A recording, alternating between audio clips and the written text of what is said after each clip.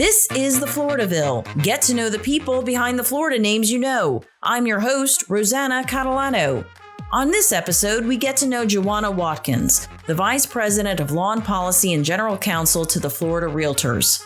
She tells us about her humble beginnings from a family of sharecroppers to becoming a leader within the largest trade association in the Sunshine State.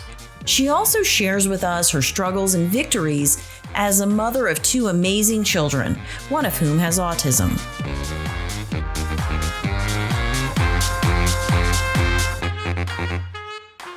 We are recording remotely today rather than in our podcast recording studio. I'm in my home in Tallahassee, and our guest today is Juana Watkins, who is speaking to us from her office in Orlando, Florida. Welcome to the show. Thank you so much for having me today. You work for the Florida Realtors, which is one of the largest and oldest trade organizations in Florida. Tell us what your organization does. So, Florida Realtors is the voice of real estate for the state of Florida. We provide support to 51 local association of realtors and 195,000 realtor members here in the state of Florida. We are here to advocate for and protect private property rights in the state of Florida and to provide the products, services, and tools necessary for our members to be successful within the real estate industry. How many members do you all have? We have 195,000 members. We are the largest trade association in the state of Florida. Wow, I did not know that. Yes. So what is your role with the Florida Realtors? So I have the honor of serving as the Vice President of Law and Policy and General Counsel for Florida Realtors. And in that role, I oversee a team of 14 attorneys and a paralegal.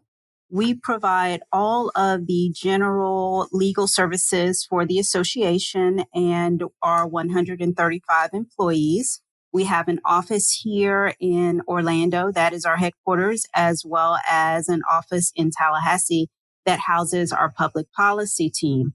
So the organization is very large and the legal needs are huge, but our primary service is a legal hotline that provides support to our members. We answer somewhere in the neighborhood of 74,000 phone calls and emails every year from members to educate them on various legal topics associated with real estate transactions and real estate law here in Florida.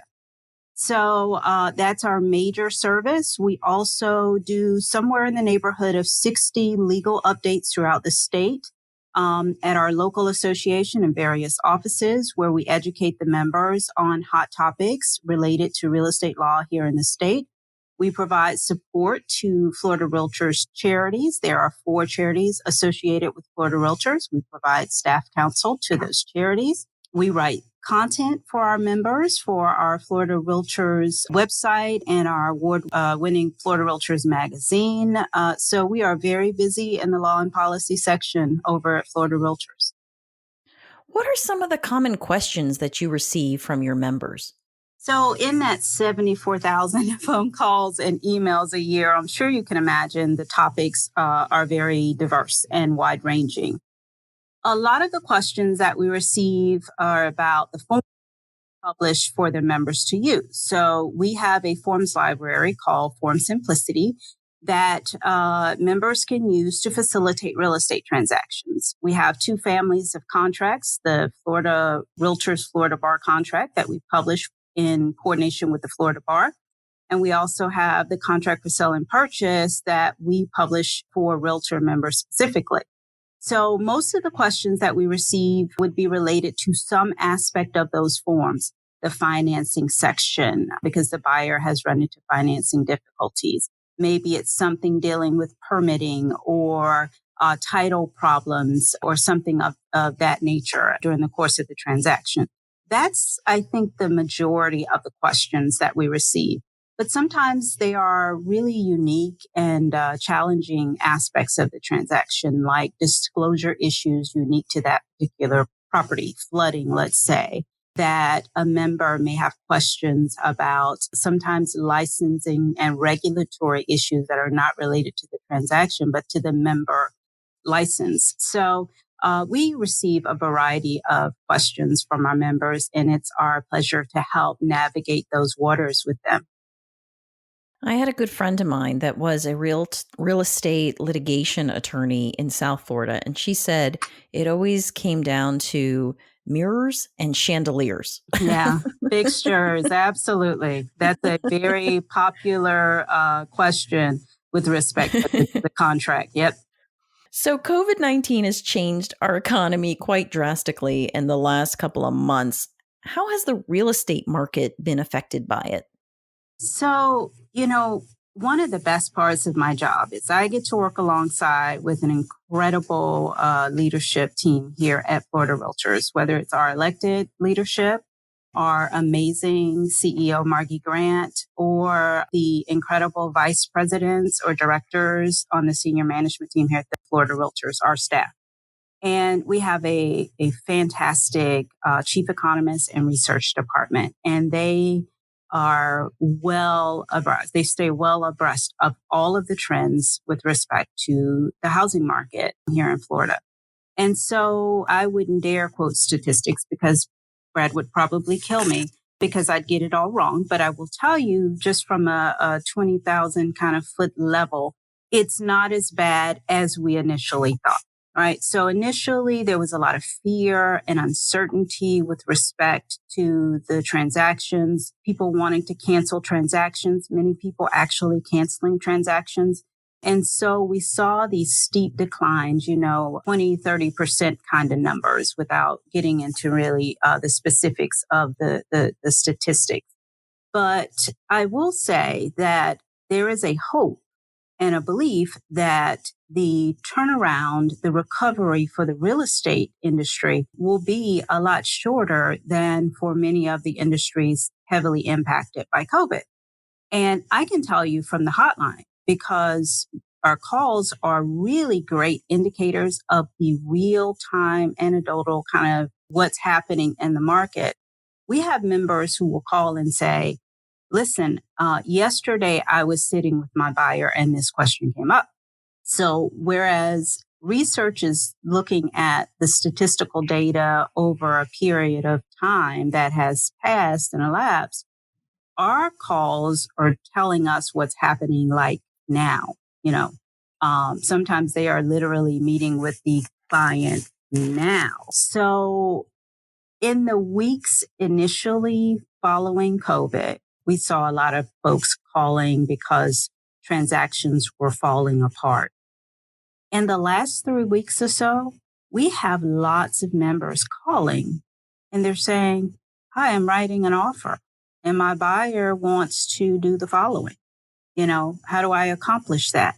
So many of the calls that we're getting now are dealing with new transactions where they are bringing together buyers and sellers. They are saying, I'm listing a property and the seller has a question about. I think what we are seeing on the hotline and what we are hearing from members is that customers are there. Buyers are ready to buy and sellers are ready to sell. Did not know that about the housing market right now. That's great. Mm-hmm. Yeah, there's a lot of cautious optimism, but optimism all the same. What are you hearing from members with regards to real estate transactions impacted by the coronavirus? Is there anything new or different in those transactions? Well, there were a few things that prevented the transactions from being business as usual. I'll say that, we had the fear factor, which I've already kind of mentioned, where folks just did not know kind of what to do next. And so you had to deal with that, right? Fear is it's real to the buyer and the seller who don't really know how governmental restrictions and travel restrictions and all of these things would impact the transaction. So that was a reality. From our members' perspective, though, they had some practical considerations and some concerns that we had to help them navigate. The first is access to the properties. We are an industry accustomed to taking prospects into homes. whether it's for individual showings or open houses or whatever the case may be. And so this lockdown approach, this isolation approach made it very difficult to do basic aspects of the real estate transaction, like show the property to a potential buyer or tenant, inspect the property for an inspection period under a transaction, appraise the property for financing. So one of the things we had to really think about and come up with creative solutions to was access to property. Another consideration was the actual performance of the contractual obligations of the parties, especially early on when we started to see restrictions by governments, restrictions by businesses, restrictions for travel, where you have a New York buyer who needs to travel to Florida to inspect the property and they can't. How does that impact their contractual obligations to perform? And so we ended up needing to kind of develop tools to help the members assist their customers to avoid defaults and to keep the transactions together. So things like addendums to contract to help with some of these contractual performance obligations, the timing of it all, whether it's granting additional time or something to that effect. So we developed some tools for our members to use as a part of the contract to help there. And another kind of interesting twist that we started to see very early on was with respect to lending, right? So you had buyers who had either delays in the lending process or lenders who stopped underwriting certain types of loans that the buyer had even been approved for and just needed funded by closing, that the lender suddenly decided for their own business purposes they wouldn't fund. So, thinking through those practical consequences of this pandemic and trying to help the members navigate those transactions, those were challenges, but that's what we do. We say that our members' success is our business, and helping them to successfully this transaction to closing for the buyer and seller is what we pride ourselves in doing. You've been an attorney for more than 20 years now. Has your focus always been real estate?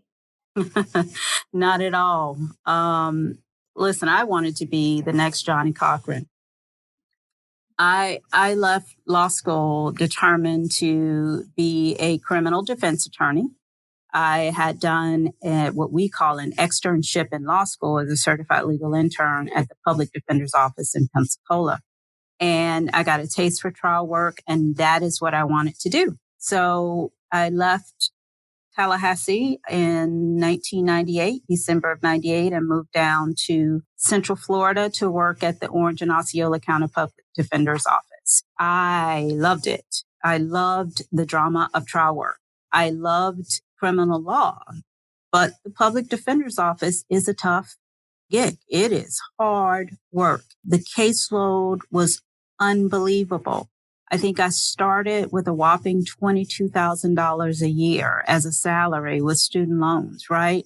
So it was definitely a labor of love. I did that for 2 years and I needed to make a little money. So a friend of mine that I work with there at the PD's office suggested that I go work at a state agency here in Orlando, the Division of Real Estate. Had never heard of it, didn't know anything about state government other than what I knew from Tallahassee, had not planned on it at all. And so I went there with like a 2-3 year plan in mind. I thought I'll go there, probably had a kid. I got married in the year 2000, probably have a kid, buy a house, and go back to practicing criminal law on my own, hang a shingle. And within 2 years, I was chief attorney for the agency. And a year after that, I was acting director for the agency. And I kind of got my first real taste of state government leadership. I found what was for me at that time, my calling. And that's what I wanted to do. From there, where did you end up working? Well, I said it was my calling, and it was, except, state government work can be, even more trying than the public defender's office. And so, wow, it was exciting. It was exciting. So I stayed at the agency until 2005. And if I'm honest, I was just completely exhausted. I loved my role as chief attorney because that's what they brought in a director finally. And I went back to being chief attorney, and it was a great place. And I loved the people and I loved the work. I was working with the Florida Real Estate Commission and the Florida Real Estate Appraisal Board. It was fantastic work, but I was exhausted by state government. So I knew several of the attorneys from my job had gone to work at this place called, at that time, Florida Association of Realtors. So I thought, let me call over there, see what they have open. Maybe I'll go there, see if I like it. I made a phone call. Turned out someone had just quit a couple of days ago from the law and policy section of Florida Realtors. I left the state and came over here to Florida Realtors to work on that hotline that I now supervise. And I spent 3 amazing years here with this management team, loved it. And it was just a fantastic place to be. Great boss, great coworkers. But I knew that I left the state abruptly. I felt that that's where I belonged at that stage in my life, and that I had not well and truly left it all on the field. State government is a calling. It is a service. It really is public service. And I felt like I was called to do it. I just felt like I couldn't keep doing it when I was in it. So I needed to go back, and I needed to finish what I felt like I started when I was there. So the deputy director job opened, and I went back to the Division of Real Estate. And I stayed there from 2008 to 2017. And then you came to the Florida Realtors where you are now? I did. So I was deputy director for 4 years, and I became director. So I was really, really excited and honored to be appointed director, right? Because I'm not like this politically savvy person, but I worked really hard for the agency. So I was really thankful for the opportunity to serve as director for those 6.5 years. And I honestly felt like I left it all on the field. Director of any agency for 6.5 years, that's a long time. And so it was a great run, but I was looking for something more fulfilling. I needed to grow professionally, and I didn't feel like I was growing. Like I felt like I was on autopilot. And professional development and growth is really important to me. And so I just felt like I needed something new. I left the state agency. I wasn't really sure what I was going to do next, right? I was really thankful that this door was open. But at first you're kind of like, this just looks weird on the resume. Division of Real Estate, Florida Realtors, Division of Real Estate, Florida Realtors. Like that just looks crazy by anybody's standard. But the door was open. And so I was thankful for it. And I loved it here the first time. Again, amazing people, wonderful opportunities. So at the end of the day, I wasn't sure what I wanted to do. And my boss now, who was general counsel at the time, called and said she needed someone to do a 6-month contract because her director of executive offices was going on leave. And so I said, sure, I'll do a 6-month contract. And that 6-month contract turned into a 6-month contract. And then she got promoted to CEO, and I got promoted to general counsel. And it is the honor of a lifetime. Great story. This episode of The Floridaville is brought to you by Rocket Ship Consultants. Let us help you launch your career, your business, your podcast, or your live stream. Follow us on Facebook and on Instagram, and visit our website at www.rocketshipconsultants.com.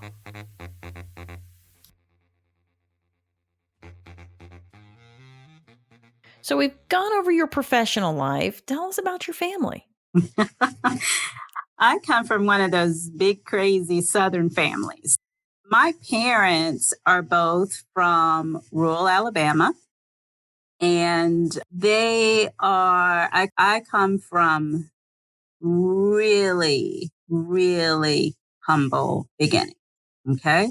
I am the American dream personified.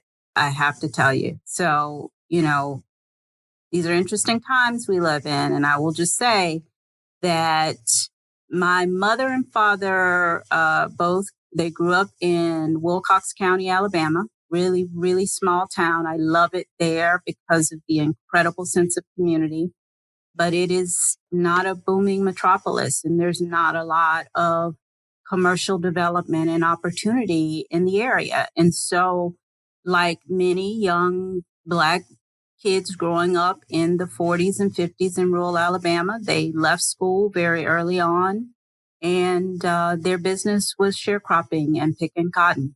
So I am literally one generation away from the cotton fields of rural Alabama.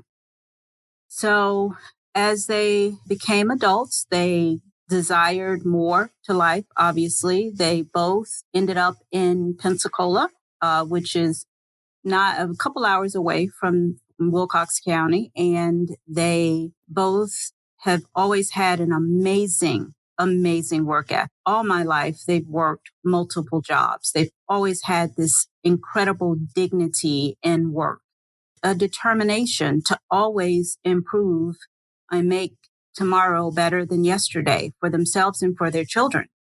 And so their marriage ended when I was 3 years old, which is fine because my mom and dad and subsequently my stepmom have always set the example for how you set aside any water under the bridge as adults and raise your children cooperatively. And so I have been on the receiving end of 3 amazing parents who've decided to raise me and love me cooperatively. So I am the youngest of 5. I'm the baby of the family, not just the youngest, but the baby. That has meaning. We are a close-knit family. Lots of nieces and nephews, an incredible group of people, older sisters in ministry, oldest brothers in construction, middle sister's a cook, the youngest brother, who's older than me, obviously, is a police officer, first Black lieutenant in his department's history. I'm the attorney. So we have done very well, but it's because we have amazing parents who stood behind us and always wanted better for us and gave us that opportunity, never allowed us to accept mediocrity, and always encouraged us to believe in the possibilities of tomorrow. And so that's me. Grew up in Pensacola, went to school, undergrad at Florida A&M University, Seven Hills up there, go Rattlers.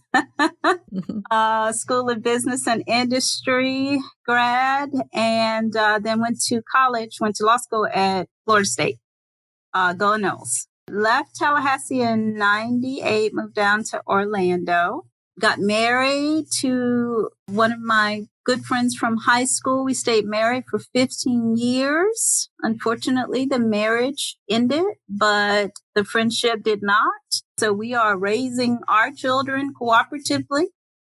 Speaking of children, I have an amazing 17-year-old daughter. Beautiful brains, future marine biologist / computer scientist, kind of like a Jacques Cousteau meets Bill Gates, I guess. I don't know. Maybe she'll develop some specialized microchips for the dolphins. I don't know. That's wonderful. That's wonderful. Do you have any other children? I do. So in addition to my daughter, who is also my drummer, she's very musically inclined. I have a son who is 13 years old. He is phenomenal. Great kid. He loves electronics. He is my soccer player. He loves playing soccer with his friends. And Caleb is my special baby. He has been diagnosed with autism for the last 10 years now. Autism and epilepsy, actually. But fortunately, his epilepsy is fairly dormant. But his autism is not. But, he's an amazing child with a courage and determination that makes me love him all the more. That's very sweet. When did you realize that something was going on with Caleb?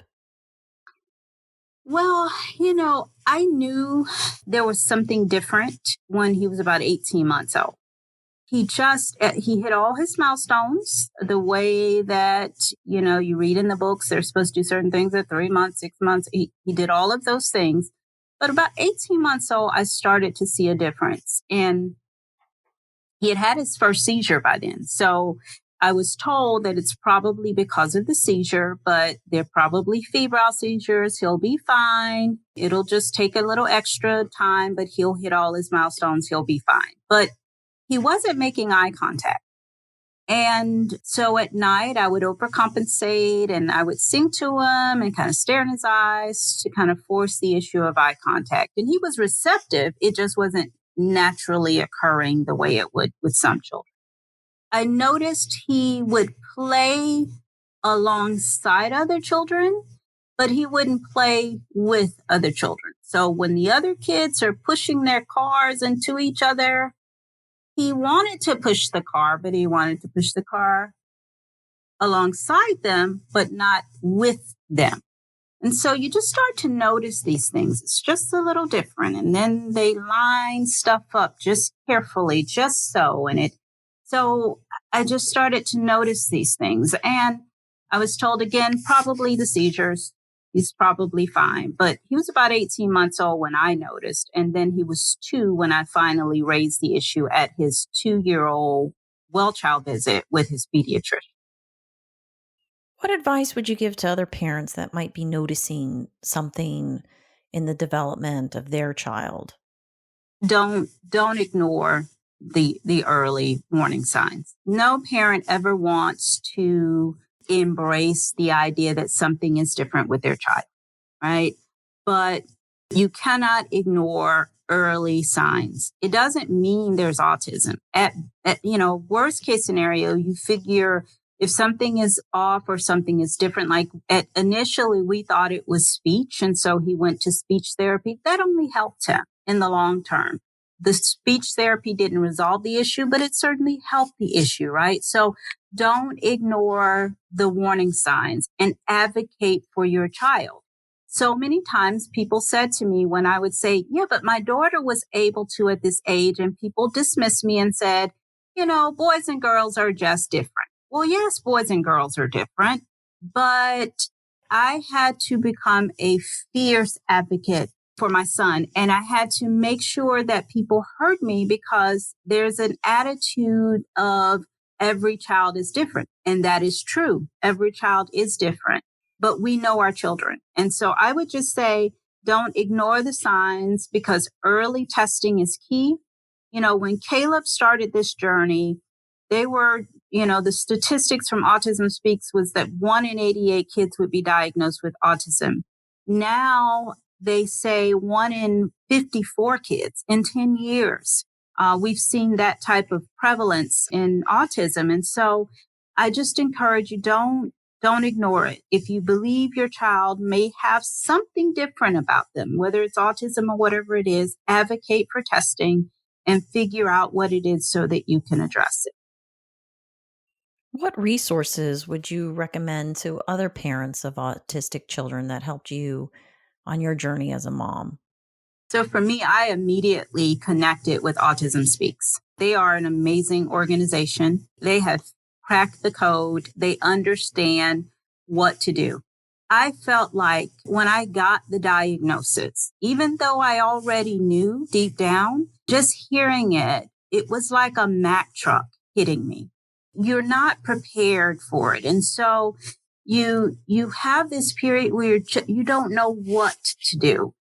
But Autism Speaks, they have an incredibly robust resource guide to help you know what to do step by step by step. So they have this toolkit, what to do in the first 100 days to literally walk you through what to do. And so that became my playbook for Team Caleb, helping me understand how to assemble the team of specialists that I needed to be able to give him exactly what he needed And so after my kind of pity party, I went about the business of getting him what he needed, and Autism Speaks became my go-to.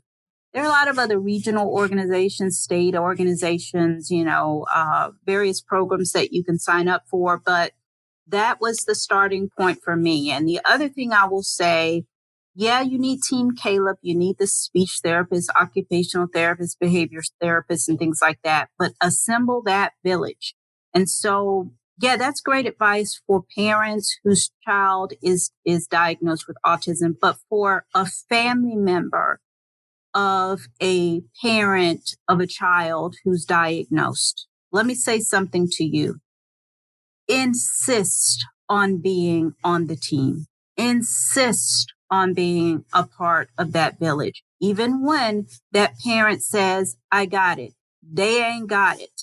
I don't care how proud they are and how much they insist that nobody knows their child like them and nobody can help them take care of they need help, and insist upon it very early on. Get involved. Let them know that you are there as a part of that team, because there will be days where they need that break and they need to know that you understand and can take it for them. So it takes a village to raise a child. But when it comes to a child on the spectrum, it takes a village more so than ever before.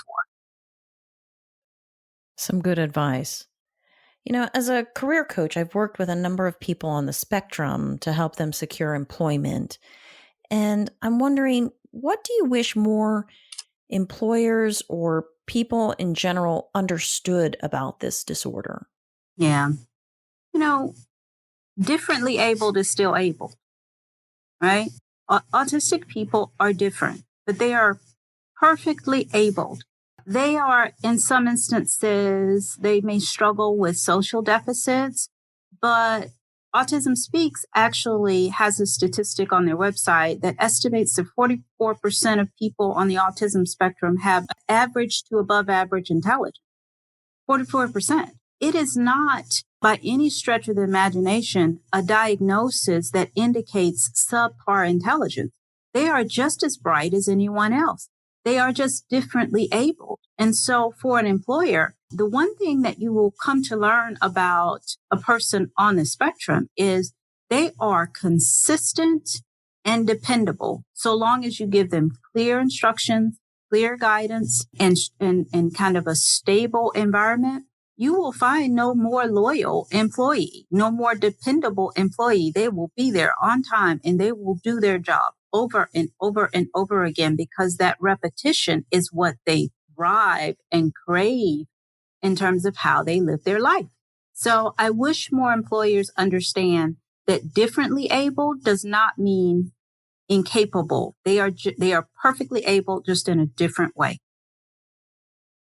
So we spent some time talking about you as an attorney, as a mom, as a daughter. What were you like as a kid? I was a walking contradiction. There was a part of me that was, shy and reserved and never talked. Then there was this part of me that was like this little spitfire who was just sassy and smart mouth. But for the most part, I loved school. And so that was how I spent my time reading. And my bikes growing up were like in pristine condition, because I never rode them, because I wanted to be inside watching Sesame Street and reading Rainbow. So I was always a bit of a nerd as a child, but also a little bit spunky. What is the best piece of advice you've ever received? Goodness. Okay, so I have to give you two. Sorry, but I have to give you two. So it's okay. There is the do what you got to do, then you can do what you want to do. That's that practical advice for whether it's your homework and then your video games, or it's your job and then your vacation, right? If you do what you got to do in life, then you'll be set up to be able to do what you want to do in life. So that's the practical down home Southern way of saying, get it done. But the more philosophical advice is the journey of 1,000 miles begins with a single step. You don't have to kind of have the whole journey mapped out and be able to see everywhere you're going and have the turn by turn GPS direction. You have to have a destination in mind and you have to be willing to travel. So those are the two that kind of stick with me most. Well, we like to end our show with a little fun, and we ask all our guests the same 7 questions. What would people be surprised to know about you? That at any given moment in time, I am the funniest person in the room. I am not always the serious lawyer, believe me. When you have guests in town, where is your favorite place to take them? Disney Springs. Every kind of food imaginable. The adults become kids. The kids enjoy being kids. It's just a great place to spend an afternoon. What is the name of a book you recently read that you could not put down, or the name of a show you enjoyed binge watching? I'm more of an Audible girl, so instead of a book, I'll give you a show, and it's got to be Game of Thrones. I did not watch it at all when it was like out until the last season. And the last season that it was on, I binge watched the entire series. So definitely Game of Thrones. Among your close family and friends, what are you best known for? The humor I just told you I have. That sense of humor for being the comedian. If you have a nickname, who gave it to you?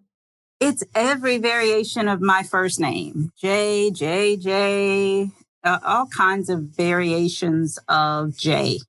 And every family member. I think each sibling has their own variation of it. If you knew you could not fail, what would you attempt? I would go to culinary school and be a chef. And I'd eventually go on Some Chef hosted by Gordon Ramsay and win. You're like, bring it, Gordon. I got this. That's it. What are the top 3 things you love about living in Florida? So definitely the weather, right? Definitely the weather. Gotta love the beaches. Grew up in Pensacola. I mean, that Emerald Coast area, panhandle of Florida, just doesn't get any better than that sugary white sand and those beautiful beaches. It's utopia. And the thing I also like, the third thing I'd say is just the diversity of Florida. I mean, Miami and Pensacola, the Keys and Cocoa Beach, just Florida is like a lot of little countries all rolled up into one state, right? So I love the diversity of Florida, you know, the cultural diversity, the geographic diversity. It's just a beautiful place and beautiful people of all walks of life. And so I've lived here my whole life, and barring something really strange happening, I'll be a Florida girl for life. I love Florida too. Well, Juana, it's been an absolute pleasure speaking with you today. Likewise, thank you so much. It has been an honor, and I appreciate so much an opportunity to share a little bit about who I am with your listeners.